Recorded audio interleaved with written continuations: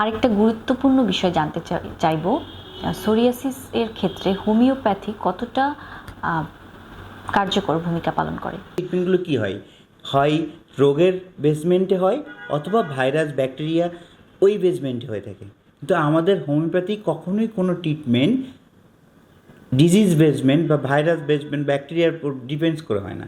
এটা symptomatic, totality of সিমটোমের উপরে হয়ে থাকে, অর্থাৎ এটা ইমিউনিটির উপর কাজ করে। আর সোরিয়াসিসটা কি, it's also another auto immune disease, মানে এটাও ইমিউনিটি রিলেটেড প্রবলেমের কারণে হয়ে থাকে। সো হোমিওপ্যাথি এই কারণে এই সোরিয়াসিসকে প্রথমে থামাই, দেন গ্র্যাজুয়ালি ডেভেলপমেন্ট করে ভালো করার চেষ্টা করে।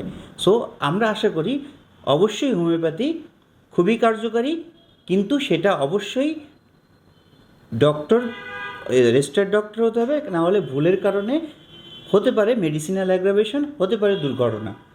সো হোমিওপ্যাথি অবশ্যই সোরিয়াসিসের উপরেই খুবই কার্যকারী।